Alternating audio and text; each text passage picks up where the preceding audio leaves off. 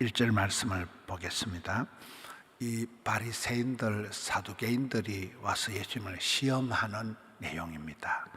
우리가 어제까지 이렇게 말씀을 보면 예수님께서 수많은 약한 자들, 또 이렇게 고통당하는 사람들, 많은 사람들 예수님이 고쳐주시고 온전하게 하셨는데, 여기에 꼭 보면 이래 별종들이 있는 거예요. 이 바리새인들, 사두개인들은 항상 삐딱선을 타고 예수님 꼬투리 잡으려고 하고, 예수님을 미워하고, 예수님을 이렇게 어떻게 하든지 괴롭히는, 시험하는 이 존재들이 있다는 거예요.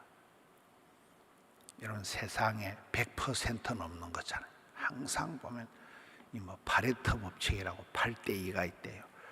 세상 사람들이 다 나를 좋아하는 것 같아도 그 중에 2명은 싫어한다는 거예요. 20%는 싫어한다는 거예요. 여기에 바리새인들, 사두개인들이 예수님을 또 꼬투리 잡고 예수님을 시험하는 이런 존재들이 나타나서 표적을, 뭔가를 보여달라는 거예요. 증거를 내놓으라는 거예요. 표적을 내놔라, 이렇게 얘기를 하는 거예요. 2절에 예수님께서 대답하여 이르시되 너희가 저녁에 하늘이 붉으면 날이 좋겠다 하고, 3절에 아침에 하늘이 붉고 흐리면 오늘의 날이 곱겠다 하느니 너희가 날씨는 분별할 줄 알면서도 시대의 표적은 분별할 수 없느냐. 날씨를 보면 우리가 비가 오겠다, 춥겠다, 날씨는 너희들이 분별하는데 이 시대의 고통, 시대의 눈물, 그 시대의 표적이 있다는, 그 시대에, 이 대한민국이 오늘 이 혼란한 이 시대의 어떤 고통이는 북극에 눈이 녹아내리는 거, 북극에 눈물이 있다 그러죠. 북극에 눈이 다 녹아내려가지고 북극 곰들이 살 수가 없는 그런 그 시대적인 그런 아픔이, 고통이, 눈물이 있는데 이 시대의 표적을 분별할 수 없느냐. 하나님이 부르시고 시대가 요청하고 교회가 필요하고 이 흐름이 있는데 이것을 너희는 모르느냐. 로마서에 보면 마음을 새롭게 함으로 변화를 받아서 하나님의 온전한 뜻을 보면 이 세대를 본받지 말고 하나님의 뜻, 하나님의 본심을 분별해라 이러잖아요. 분별력이 있어야 되는데 4절에 악하고 음란한 세대가 표적을 구하지만 예수님께서는 요나의 표적밖에는 보여줄 표적이 없다. 요나의 표적밖에는. 요나의 표적이 뭡니까? 3일 동안 요나가 물고기 뱃속에 있었던 이게 십자가와 부활을 얘기하는 거거든요. 예수님께서 이 세상 모든 죄의 문제를 해결하시기 위해서 그가 친히 담당하시고 죄값을 홀라당 덮어 쓰시고 죽음으로, 그가 죽음으로 우리가 살기 위해서 그가 죽어주신 십자가에 죽으셔서 요나가 물고기 뱃속에 있었듯이 무덤 속에 3일을 계시고 부활하신 이 요나의 표적이 십자가 부활입니다. 복음입니다. 이것밖에는 보여줄 게 없다. 예수님의 방법은 항상 십자가와 부활, 복음밖에 없는, 복음이 살리고 복음이면 충분하다. 복음이 역사를 일으키는 것이지 예수님께서 오만 때만 기적을 다 행하셔도 그 무리들은 예수님을 십자가에 못 박으라 한 그 무리들이잖아요.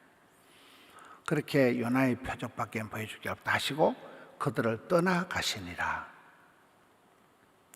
저 말씀을 보면 항상 떠날 때는 말없이 그 대장부는 소인배와 논하거나 다투지 않는다 이러더라고요. 예수님께서 그냥 떠나가시는 거. 예수님 반대하고 이런데 발에 먼지를 털고 떠나가시는 거. 온 세상에 복음 전할 때가 천지백갈인데 거기서 계속해서 싸우지 않고 그냥 떠나가시는 거. 5절 제자들이 건너편으로 갈새 떡 가져가기를 잊었더니 이제 떡 얘기가 나오거든요. 저 말씀을 보면 예수님께서 앞쪽에 말씀할 때 어디 전도 여행을 갈 때 호들갑을 떨지 마라, 설레발을 치지 마라, 오지랖을 피우지 마라, 전대나 지팡이를 가져가지 마라. 내가 다 너희들 먹을 거 책임진다. 주위에 일하는 사람이 먹는 거, 마시는 거, 입는 거 신경 쓰지 마라. 내가 다 커버해 준다. 그래 말씀을 하셨건만 제자들은 여전히 떡을 안 가져왔네. 떡을 이제 걱정하는 거예요. 제자들은. 예수님은 떡 같은 거 걱정하지 말고 그냥 복음 들고 나아가라. 전대를 따로 준비하지 마라. 두 벌 옷을 가지지 마라. 6절 예수님께서 말씀하실 때 삼가 바리새인과 사두개인들의 누룩을 주의하라. 이 누룩이라는 건 이렇게 퍼져나가는 그 속에서 반죽 밀가루 속에서 퍼져나가는 어떤 그 영향력을 얘기하는 거거든요. 어떤 뒤쪽에 가면 이제 교훈이라고 나옵니다. 제자들은 떡 걱정하는데 예수님 이제 누룩 얘기를 하시니까 제자들은 더 누룩으로 만든 떡 안 가져왔네. 이제 이렇게 제자들의 어떤 관심, 예수님의 관심이 많이 달라지는데 여기에 이제 세 군데 저 말씀이 나옵니다. 6절 말씀이 나오고 11절에 가서 보겠습니다. 11절에 가서 보면 또 바리새인과 사두개인들의 누룩을 주의하라 하고 12절에 가서 보겠습니다. 12절에 가서 보면 이제 여기서는 바리새인과 사두개인데 누룩이 아니고 이제 교훈을 삼가하라. 누룩이 이렇게 퍼져나가면서 부풀게 하듯이 이 바리새인들의 가르침, 교훈 이거를 조심하라는. 사람들이 말을 들어보면 일리는 있는데 진리가 아닌 말이 있어요. 어떤 얘기를 듣고 나면 안 듣는 것보다 못할 때가 있어요. 괜히 찝찝하고 괜히 마음이 혼란한 말이 있어요. 바리새인들이 하는 짓거리가 꼭 그렇다는 거예요. 사람의 전통을 가지고 하나님의 전통을 오히려 또 저버리는, 사람의 어떤 그 행위를 가지고 하나님의 율법을 깨트리는 역할을 하는 게 이제 이 바리새인 사두개인들의 교훈, 가르침 이거거든요.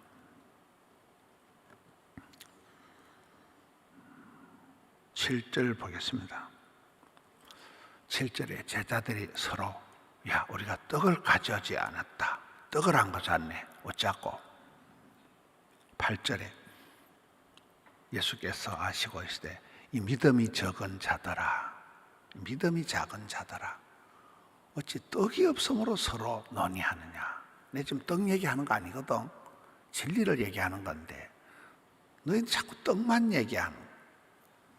이 제자들의 떡 걱정하는 것과 예수님께서 이제 9절 보면 오병이어 기적을 가지고 이제 너희들이 오병이어 기적을 경험했잖냐. 10절에 너희들이 칠병이어 기적을 가지고 기억을 못하느냐. 예수님께서는 떡 문제를 해결해 주신 얼마든지 4,000명, 5,000명, 몇만 명이나 되는 사람들의 떡 문제를 다 해결했는데 그렇게 경험을 하고 또 여전히 떡 얘기하느냐.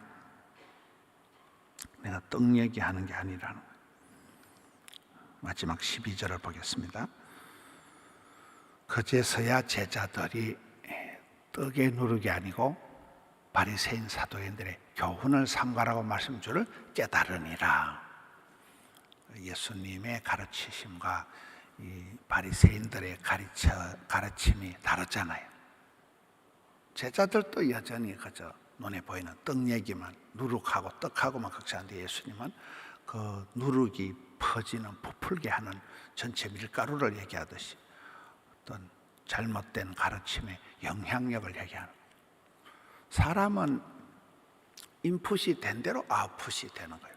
그래서 신앙생활 때 바른 신학, 하나님 중심, 성경 중심, 교회 중심을 딱 잡고 나가야 반듯한 신앙인이 되지. 처음부터 신천지에 가서 교육을 받고 통일교 원리 강론을 듣고 무슨 재임에서 30개론을 듣고 이러면 그게 그럴듯한 거예요. 이단이라는 게 그럴듯한데 끝에 가서 다른 게 이단이거든요. 사이비라는 게, 짝퉁이라는 게 굉장히 화려하고 굉장히 그렇다고 논리 정연한 것 같은데 결정적인 차이가 있는 게 이게 사이비거든요. 어디에서 먼저 접촉하느냐, 누구 말을 먼저 듣느냐가 굉장히 중요한 거예요. 이단의 가문이설에 빠져가지고 이단에 한번 빠지고 나면 굉장히 어려운 거예요. 여러분 신천지에 한번 빠지고 나면 개종을 한다고 하지만은 굉장히 어렵습니다. 이미 이게 내가 감염이 되어버려, 누르게 다 부풀어 버려요. 사고 방식이 모든 게 젖어가지고 이미 오염, 감염, 전염이 됐기 때문에 코로나가 지나고 나면 상당한 그 후유증이 있는 거잖아요.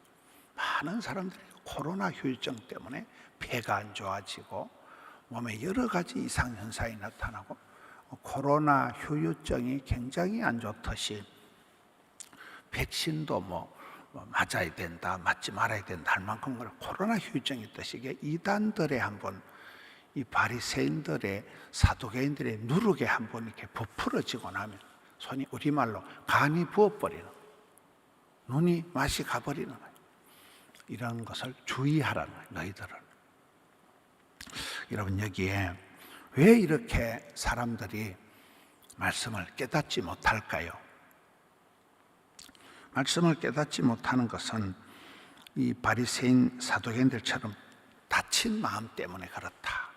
닫힌 마음은 클로즈된, 문이 닫힌 것도 있지만 닫힌, 속이 이렇게 닫힌 병든 마음이라.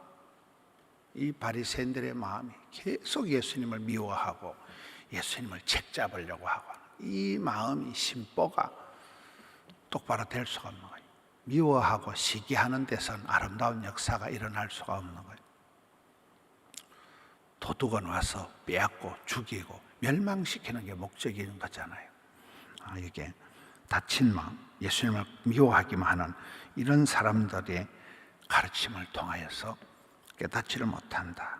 그 다음에 또 하나는 말씀을 깊이 묵상하지 않고 대충 듣는 거예요. 누룩, 또 안 가져왔는데 이 제자들의 모습을 보면 너희들이 5병이요 7병이요 그런 계속 어마무시한 기적을 직접 너희들이 체험을 했는데도 여전히 떡 걱정을 하느냐. 내가 얘기했잖냐. 전대나 지팡이나 속옷을 가져가지 마라. 호들갑을 떨지 마라. 설레발을 치지 마라. 오지랖을 피우지 마라. 내가 다 커버해 준다 했는데도 예수님의 말씀을 우리가 큐티 새벽 기도가 뭡니까? 말씀을 깊이 생각하는 거예요. 이 말씀을 읽고 듣고 또 우리가 적용을 하고 묵상을 하는 묵상을. 말씀을 이렇게 생각해 보면 그 밥을 이렇게 오래 씹으면 밥알이 맛이 나오잖아요. 스테이크를 씹을 때가 맛이 나. 말씀을 씹어서 오랫동안 묵상을 해야 되는데 제자들처럼 이렇게 건성건성들 누룩 떡 안 가져왔는데 이러한 그 피상적인 신앙생활이 건성으로 듣는 이 신앙생활이 깨우침이 없다. 세 번째는 예수님께서 조곤조곤 가르쳐 주시니까 그제서야 제자들이 깨닫듯이 역시 이 말씀을 잘 깨우쳐 주는 스승이 필요한 거예요. 지도자가 필요한 거예요. 좋은 구역장님, 좋은 남전도 회장님, 여전도 회장님이 필요한 거예요. 리더십이 필요한 거예요. 한국 사회가 리더십이 혼란한 거잖아요. 리더십이 필요한 거예요. 주소할 것은 많은데 일꾼이 없으니까 주여 일꾼을 보내어 주소서. 성가대다, 무슨 권사회다. 한 사람의 리더십이더라고요. 한 사람 리더십이 딱 서면 그냥 나를 따르라. 금방 이 시스템이 무리가 쫙 따라오는 거예요. 지난 주일날 이 전도국 헌신 예배하면서 선포식 할 때 그 애들이 포도송이 애들이 한발떼기, 샛별 아이들이 한발떼기, 청소년들이 청년들이 깃발 행진하고 얼마나 멋있습니까? 아이들이 앞장서서 그래요. 뭐 별로 준비 안 한 것 같아도 우리 정수영 전도국장님이 다 체계적으로 준비를 해가지고 선포를 하고 이제 시스템을 우리가 작동을 시키면 포도원의 저력이라는 게 그런 거잖아요. 여기에 나라가 큰 위기에 빠졌는데 주여 좋은 지도자를 세워 주옵소서. 사행초를 앞두고 1천 전도 강국 1,000명의 전도 대원들이 일어나게 해 주옵소서. 요즘 이렇게 신방 얘기를 들어보면 지난번에 자식을 이기는 부모가 되자 그 메시지에 이렇게 도전을 받은 부모님들이 제법 있더라고요. 그래가지고 내가 언제까지 자식 농사일이 질질 끌려 다닐 것이냐, 나도 자식을 이기자. 그래가지고 애들을 등록을 시키고 애들을 위해서 부모님들이 기도를 하고, 애들이 나이가 많은데 우리 아들이 세례를 안 받았다는 거예요. 세례 받아라. 뭐인가 이렇게 복음 전하는데 전도 대원이 1,000명의 전도 대원이 나도 되자. 새벽기도 하는 용사, 큐티하는 사람들이 1천 강국을 이루자. 지도자가 있어야 되는 거예요. 가르쳐주는 사람이 있어야 되는 거예요. 인도자가 있어야 되는 거예요. 이것을 여기 예수님이 오셔서 조곤조곤 비유를 풀어주시니까 그제서야 제자들이 깨달았듯이 오늘 또 그렇습니다. 오늘 또 여러분, 내가 말씀을 독대 짓고 대면 주의 얼굴을 대하듯이 아침마다 말씀을 대하면 지금 계속 이 비유의 말씀이 오병이어 칠병이어가 나오고, 오늘 또 종합적으로 바리새인들의 그 부정적인 것을 덮어가지고 오늘 또 깨우쳐 주시잖아요. 주여 우리 가정에도 좋은 사윗감을, 좋은 며느리를 보내주옵소서. 주여 우리 교회 학교에도 항상 지도자를 위해서 기도하라. 주소할 것은 많은데 일꾼이 적으니 모든 것은 인재난이에요. 사람이에요. 사람. 한 사람이 세워지면 시스템은, 물질은, 프로그램은 그냥 나오는 거예요. 그냥 그 사람이 깃발을 쫙 들면 나를 따르라면 쫙 만들어지는 거예요. 지도자가 멍청하면 백성들이 고생을 하는 거예요. 여러분, 리더십을 위해서 기도하라. 교사를 위해서 기도하라. 구역장님, 여전도 회장님, 권사회 회장님, 성가대 대장님을 위해서 여러분 기도해야 되는 거예요. 지도자들이 굉장히 중요하다. 여기에 바리새인들, 사두개인들, 그 시대 최고 양반들이 바리새인들, 가장 고관 대작을 다 차지한 성경 박사들이 서기관, 이 바리새인, 사두개인들인데, 이들이 오히려 예수님을 끝까지 추적 60번 하면서 예수님을 반대하고 예수님을 죽이는데 앞장서서 이렇게 한두 마리 미꾸라지 같은 흙탕물을 흐리는 존재가 되는 거잖아요. 오늘 이 시대에 좋은 말씀을 잘 가르쳐주는 학사 에스라와 같은 지도자를 보내어 주소서. 가정에서 아빠가, 엄마가 늘 큐티하고 늘 기도하는 그 모습, 그게 그냥 가정교육이 되는 거예요. 달리 교육이 필요가 없는 거예요. 애들이 자라고 나면 엄마가 새벽기도 다니듯이 아버지가 새벽기도 하는 그대로 따라가면 되는 거예요. 이 시대의 혼란함, 리더십의 문제다. 우리가 그런 가정의 리더십, 가정의 제사장, 가장을 위해서 기도해야 되고, 여러분 그렇잖아요. 어떨 때는 엄마 혼자 다 키우잖아요. 엄마가 아빠 없이 자식들 다 키우는 그런 가정에도 얼마나 아이들이 반듯하게 자라는지 몰라요. 오늘 이 바리새인들과의 논쟁을 통하여서 사두개인 바리새인들의 누룩을, 교훈을 삼가하라. 바른 신학, 바른 신앙, 바른 말씀을 바로 받아들이고 그 말씀에 따라서 반듯한 정상적인 신앙생활을 감당하시는 우리 성도님들 되시기를 축원합니다. 하나님 아버지 감사합니다. 아침을 주시니 감사합니다. 아침마다 새롭게 해 주옵소서. 오늘 말씀을 통하여서 또 마음의 깨우침을 주옵시고 삶이 교통정리가 되고 주의 길 반듯하게 따라가는 저들 되게 하옵소서. 대한민국의 새벽이슬 같은 멋진 믿음찬 리더십을 주시옵소서. 가정에, 교회에, 이 땅에 좋은 리더십들이 세워져서 저들을 바른 길 인도하게 해 주시옵소서. 하나님 아버지, 아침에 올려드린 소원을 기억하옵시고 영상으로 덕천성전에서, 함영성전에서, 드림센터에서 부러지는 주의 자녀들의 간구를 들어주시옵소서.